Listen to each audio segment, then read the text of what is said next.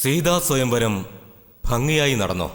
എന്നാൽ രാമൻ ശിവധനുസ് ഒടിച്ചതറിഞ്ഞ് പരശുരാമൻ വളരെ കോപിഷ്ഠനായി.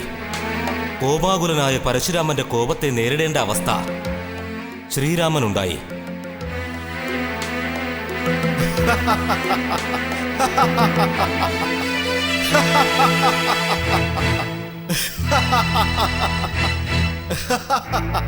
വസിഷ്ഠമുനി. ഓ, പരശുരാമനോ? അതെ, പരശുരാമൻ തന്നെ. ദയയില്ലാത്ത നിങ്ങളെ ഒരു പാഠം പഠിപ്പിക്കാൻ വന്നതാണ്. വന്നാലും ഭാർഗവ വംശത്തിലെ വീരനെ വന്നാലും രേണുകാദേവിയുടെ സൽപുത്രനെ വന്നാലും പരശുരാമ, ഈ നല്ല വേളയിൽ അങ്ങിവിടേക്ക് ആഗതനായതിന്റെ കാരണമെന്താണ്? കാരണമില്ലാതെ ഈ പരശുരാമൻ എങ്ങും കാലടിയെടുത്ത് വെക്കാറില്ല. വസിഷ്ഠ, അനുചിതമായ കാര്യങ്ങൾ ചെയ്ത നിങ്ങളെ ഈ ത്രിലോകങ്ങളും നിന്ദിക്കുന്ന രീതിയിലാക്കാനാണ് വന്നത്. വസിഷ്ഠ, അങ്ങ് ദൈവങ്ങളുടെ പ്രീതി നേടിയവനാണ്.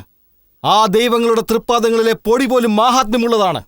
അതിനെ നിന്ദിക്കുന്നത് പാപമാണ് എന്നത് എടുത്തു പറയുന്ന അങ്ങ്, അതും സംപൂജ്യനായ ഒരു മഹർഷി, ജനക മഹാരാജാവ് സീതയ്ക്ക് വേണ്ടി തെറ്റായി നടത്തിയ ഒരു സ്വയംവരത്തെ എങ്ങനെയാണ് അംഗീകരിച്ചത്? അങ്ങനെ ഒരു സ്വയംവരത്തിലൂടെ ദമ്പതികളായി മാറിയ രാമനെയും സീതയെയും എങ്ങനെയാണ് ആശീർവദിച്ചത്? ബ്രഹ്മകുലതിലകനായ പരശുരാമ, ചക്രവർത്തി ദശരഥന്റെ മൂത്തപുത്രൻ രാമനായ ഞാൻ വിനയാന്വിതനായി പ്രണമിക്കുകയാണ്.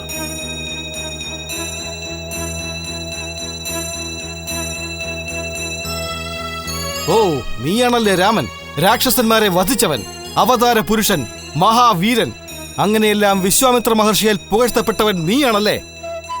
എന്നോടുള്ള സ്നേഹം കൊണ്ടാണ് അദ്ദേഹം അങ്ങനെ ചൊല്ലിയത്. പരശുരാമ, എന്റെ പിതാവ് ദശരഥനും ഗുരുദേവനായ വസിഷ്ഠ മുനിവര്യനും എന്റെ നന്മയ്ക്കായി പ്രയത്നിക്കുന്നവരാണ്. അതുകൊണ്ട് അദ്ദേഹത്തിന് ഇടയിൽ സംഭവിച്ച ചെറിയ കുറ്റങ്ങൾ മനസ്സിലാവാതെ പോയിരിക്കാം. ആ കുറ്റങ്ങൾ എന്തൊക്കെയാണെന്ന് പറഞ്ഞാൽ അതിന് വേണ്ട ഉത്തരങ്ങൾ നൽകാൻ ഞാനിവിടെ കാത്തു നിൽക്കുകയാണ്. അല്ലല്ല, പ്രായശ്ചിത്തം ചെയ്തുകൊള്ളാം. അങ്ങനെയാണോ? എങ്കിൽ പറയ്, ശിവധനുസ് എന്നാൽ എന്താണ്? അതൊരു ദൈവിക സൃഷ്ടിയാണ്. രാമ, ഒരു സാധാരണ രാജാവിന്റെ സൃഷ്ടിയെ തന്നെ പ്രജകൾ ഭയഭക്തിയോടെ സംരക്ഷിച്ചു പോരുന്നു. ത്രിമൂർത്തികളിൽ മുന്നിട്ട് നിൽക്കുന്ന ശിവഭഗവാന്റെ സൃഷ്ടിയെ ജനകൻ സംരക്ഷിച്ച് ഭയഭക്തിയാൽ പൂജിച്ചു പോരേണ്ടതല്ലേ? അതല്ലേ ന്യായം? പറഞ്ഞുകൊള്ളൂ. അങ്ങനെ സംരക്ഷിക്കേണ്ട ഒരു വില്ലിനെ ജനകൻ തന്റെ പുത്രിയുടെ സ്വയംവര മണ്ഡപത്തിൽ പന്തയ വസ്തുവായി വെച്ചത് എത്ര വലിയ കുറ്റകരമാണ്! സ്വാമി, വിവാഹമെന്നത് നമ്മെ സൃഷ്ടിക്കുന്ന ദൈവം നിശ്ചയിക്കുന്നതാണ് എന്നത് മുതിർന്നവർ പറയാറുണ്ട്. അങ്ങനെയൊരു പുണ്യപ്രവൃത്തിക്ക് ആ ദൈവത്തിന്റെ സൃഷ്ടിയെ പന്തയവസ്തുവായി വെച്ചത് എങ്ങനെയൊരു കുറ്റമാകും? ഇത് മുടന്ത ന്യായമാണ്. രാജർഷിയായ ജനകൻ ശിവധനുസ് പന്തയവസ്തുവായി വെച്ചത് ക്ഷമിക്കാനാകാത്ത കുറ്റമാണ്. എന്നിട്ട് അവിടെ വച്ച് വളച്ച് ഞാൻ കെട്ടണമെന്ന് പറഞ്ഞ ആ വില്ല് നീ എടുത്ത് 2 കഷ്ണങ്ങളായി ഉടച്ചത് അതിലും വലിയ തെറ്റ്. അങ്ങനെയുള്ള തെറ്റുകൾക്ക് നിന്നോട് യുദ്ധം ചെയ്ത് നിന്നെ ശിക്ഷിക്കാനാണ് ഞാൻ വന്നത്.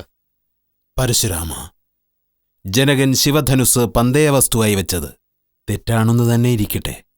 പക്ഷേ രാമൻ മറ്റു രാജാക്കന്മാരെപ്പോലെ തന്നെ സ്വയംവരത്തിൽ പങ്കെടുത്ത് വിജയം വരിച്ച് സീതയെ വിവാഹം ചെയ്തത് രാമനോടങ്ങ് കോപം കാട്ടുന്നത് ധർമ്മമാണോ?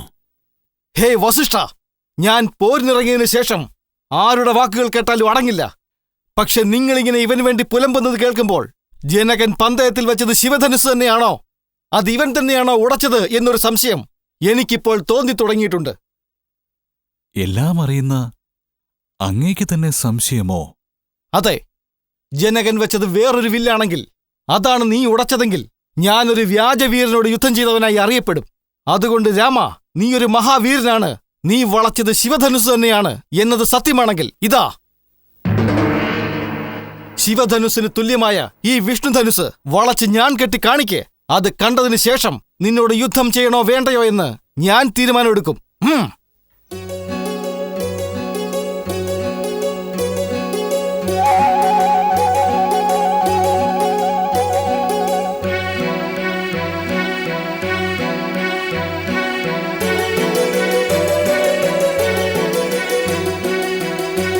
പരശുരാമൻ, രാമൻ. വിഷ്ണു ഭഗവാന്റെ രണ്ടവതാരങ്ങൾ പരസ്പരം ഏറ്റുമുട്ടുന്നതുപോലെ മറ്റുള്ളവരുടെ നേത്രങ്ങൾക്കൊരു കാഴ്ചയായി തന്റെ ശക്തികൾ കൈമാറ്റം ചെയ്യുവാനായി കണ്ടുമുട്ടിയിരിക്കുകയാണ്.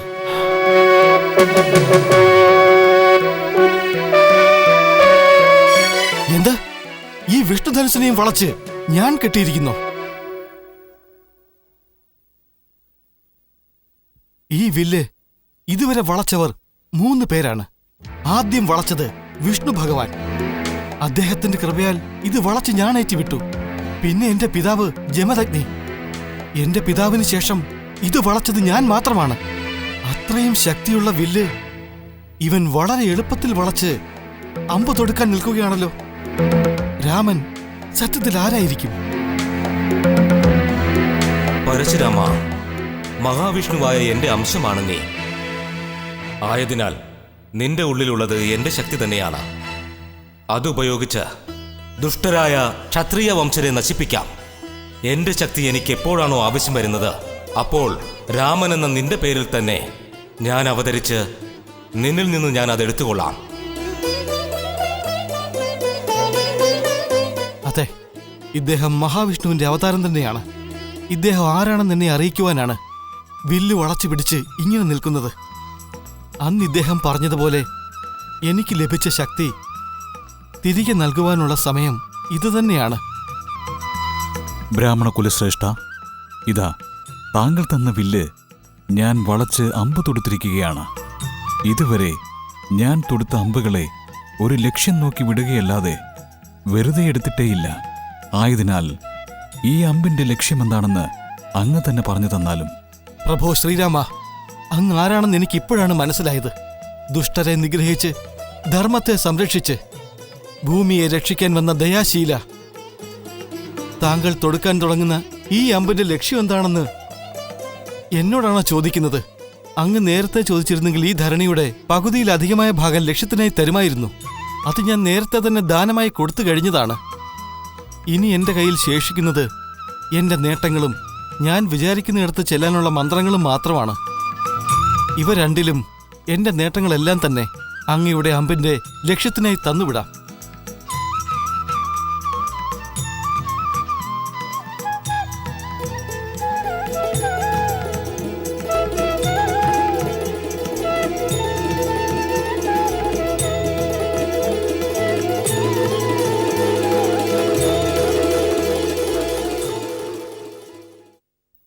ശ്രീരാമചന്ദ്രമൂർത്തി, ആദവൻ ഉണർന്നാൽ ജ്വലിക്കുന്ന ദീപത്തിന്റെ ജോലി തീരില്ലേ? അതുപോലെ ആദിമൂർത്തിയായി അങ്ങുള്ളപ്പോൾ ഇനി അങ്ങോട്ട് ഈ അടിയനായ എന്നെ ഇവിടെ ആവശ്യമില്ല.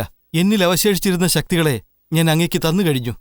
അങ്ങയുടെ ധർമ്മയാത്ര തുടരട്ടെ, ധരണിയിൽ വൻ വിജയം കൈവരിക്കട്ടെ. പരശുരാമ, ദേവന്മാരെ കാക്കുവാനായി ബൃഹുപത്നിയെ കൊന്നതിനു വേണ്ടി 10 തവണ ഈ ഭൂലോകത്ത് പിറവിയെടുക്കാൻ ബൃഹുമുനിയിൽ നിന്ന് എനിക്ക് ശാപം കിട്ടിയിരുന്നു. അതുപ്രകാരം മുമ്പ് 5 തവണ അവതരിച്ച ഞാൻ 6ാമതായും എന്റെ ദൗത്യമെന്നോണം ബൃഹുവംശത്തിൽ തന്നെ ദുഷ്ടനിഗ്രഹം ചെയ്യാൻ അങ്ങയെ നിയോഗിച്ചിരുന്നു. ഇപ്പോൾ ദുഷ്ടനിഗ്രഹത്തോടൊപ്പം തന്നെ ശിഷ്ടപരിപാലനത്തെയും ഏറ്റെടുക്കാൻ ഞാൻ തന്നെ അവതരിച്ചിരിക്കുകയാണ്. ആഹാ, മഹാഭാഗ്യം! അങ്ങ് തന്നെ മനുഷ്യനായി പിറക്കുവാൻ വേണ്ടി ഈ ഭൂലോകം വലിയ പുണ്യം ചെയ്തിരിക്കണം. പരശുരാമ, ഞാൻ അവതരിച്ചിരിക്കുന്നത് അങ്ങയെ അറിയിക്കുവാനും അങ്ങയുടെ അടുത്തുനിന്ന് ഈ വില്ല് നേടുന്നതിനു വേണ്ടിയും. നാരദൻ മൂലം ഞാനാണ് അങ്ങയിൽ കോപം ചെലുത്തി ഇവിടെ വരുത്തിയത്. അങ്ങയുടെ ദൗത്യത്തോടൊപ്പം പ്രപഞ്ചത്തിൽ ശാന്തി നിലനിർത്തുവാനുള്ള ദൗത്യവും ഞാൻ തന്നെ ഏറ്റെടുക്കുന്നതിനാൽ താങ്കളിനി മഹേന്ദ്രമലയിൽ ഉപവിഷ്ടനായി തപസ് ചെയ്ത് നമ്മുടെ വൈകുണ്ഠത്തെ പ്രാപ്തമാക്കേണ്ടതാണ്. അങ്ങനെയാകട്ടെ.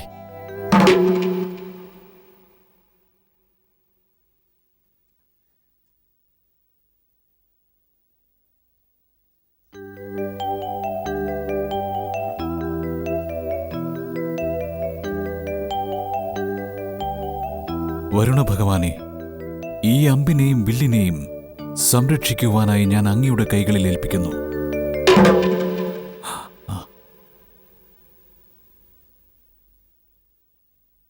ഗുരുദേവ, അങ്ങനെ അനുഗ്രഹിച്ചാലും.